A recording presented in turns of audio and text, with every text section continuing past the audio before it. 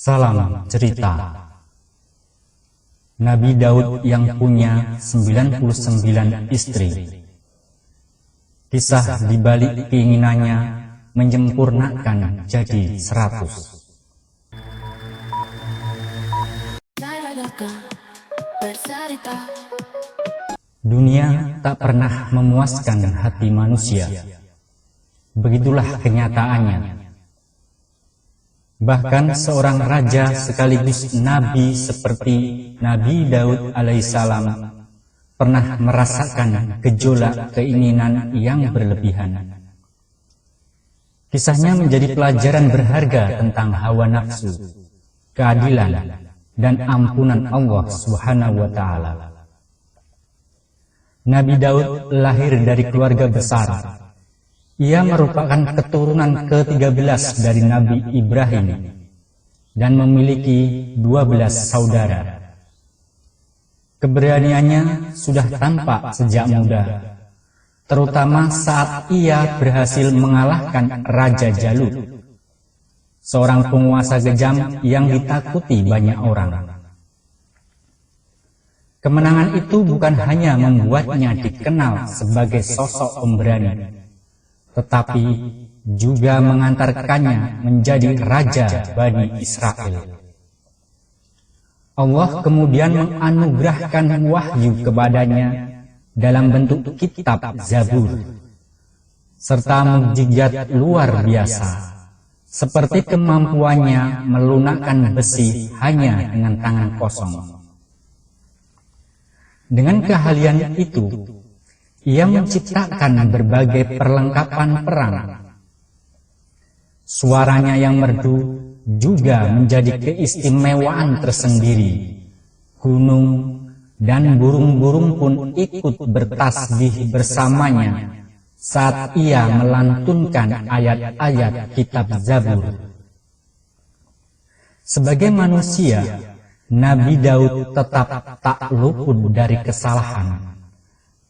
Salah satu kisah yang menjadi peringatan baginya diabadikan dalam Al-Quran dalam surat Shad ayat 22 sampai 24. Bismillahirrahmanirrahim. إذ دخلوا على داود ففزع منهم قالوا لا تخف خصمان بغى بعضنا على بعض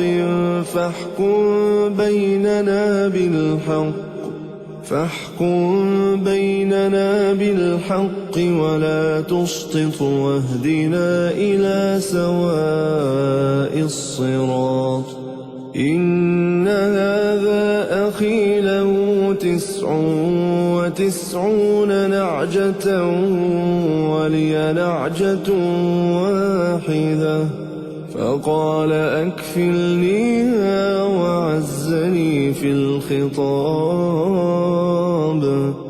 قال لقد ظلمك بسؤال نعجتك إلى نعاجه وإن كثير من الخلطاء ليبغي بعضهم على بعض إلا الذين آمنوا وعملوا الصالحات وقليل ما هم وظن داود أنما فتناه فاستغفر ربه وخر راكعا وأناب.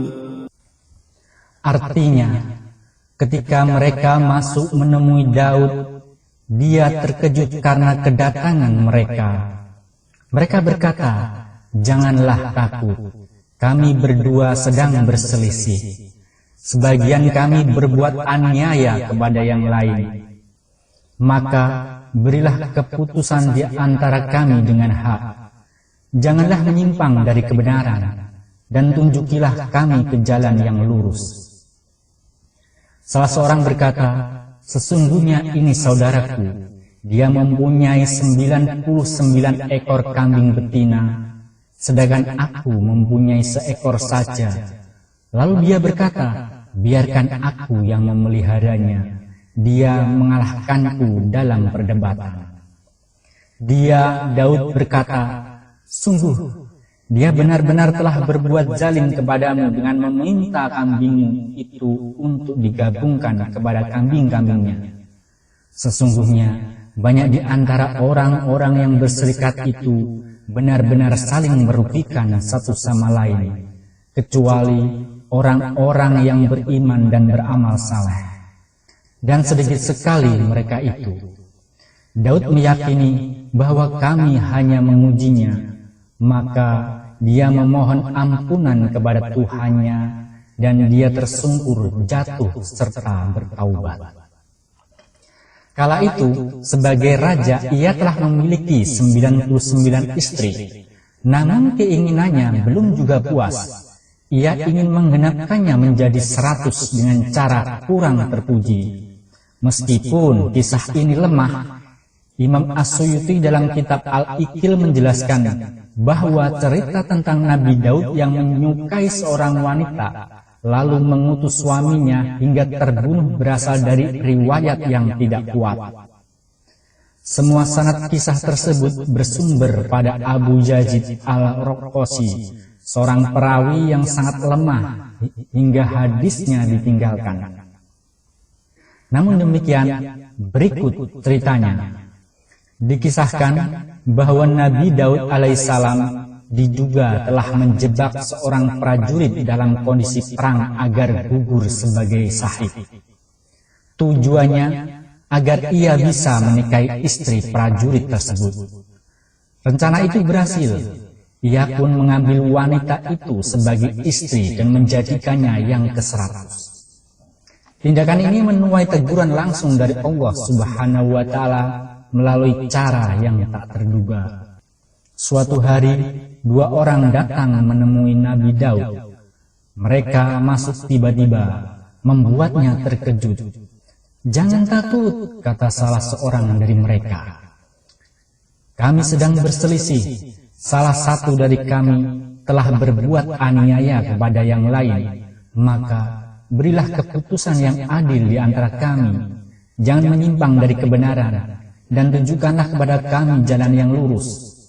Salah seorang dari mereka kemudian melanjutkan, "Saudaraku ini memiliki 99 ekor kambing betina, sedangkan aku hanya memiliki 1 ekor saja." Lalu dia berkata, "Serahkan kambingmu kepadaku," dan dia mengalahkanku dalam perdebatan.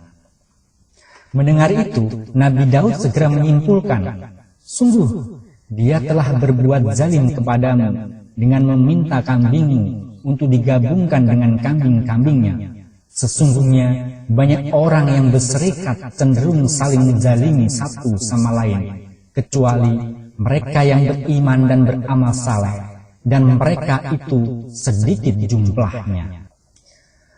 Saat itu, Nabi Daud pun tersadar.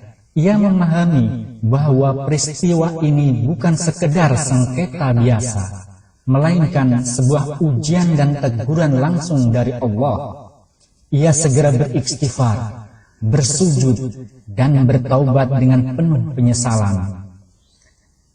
Para ulama termasuk Syekh Jalaluddin Al-Mahali dan Syekh Jalaluddin As-Suyuti dalam tafsir Jalalain menjelaskan bahwa 2 orang yang datang kepada Nabi Daud sebenarnya adalah malaikat yang diutus Allah untuk menyadarkannya dari kekhilafan. Kisah ini menjadi pelajaran bagi umat manusia tentang bagaimana keinginan duniawi bisa menjerumuskan siapa saja, bahkan seorang nabi sekalipun. Namun, lebih dari itu, kisah ini juga menunjukkan bahwa rahmat Allah selalu terbuka bagi siapa saja yang mau bertaubat dengan sungguh-sungguh. Nabi Daud akhirnya menyadari kesalahannya. Ia memohon ampun kepada Allah dan berjanji untuk menegakkan keadilan tanpa dipengaruhi oleh hawa nafsu. Dari kisah ini kita belajar bahwa dunia tak akan pernah benar-benar memuaskan hati manusia, namun ketakwaan dan taubatlah yang akan menyelamatkan kita di hadapannya. Terima kasih. Salam cerita Naira Loka. Allah menguji bukan untuk menjatuhkan, tetapi untuk menyadarkan agar kita kembali ke jalan yang benar. Ujian terbesar bukanlah kekurangan, melainkan bagaimana kita bersikap saat memiliki segalanya. Dunia tak akan pernah memuaskan manusia, tetapi ketakwaan dan taubat akan membawa ketenangan yang sejati. Hawa nafsu yang tak terkendali dapat menjerumuskan siapa saja, bahkan seorang raja sekalipun. Namun, ampunan Allah selalu terbuka bagi mereka yang bertobat dengan tulus.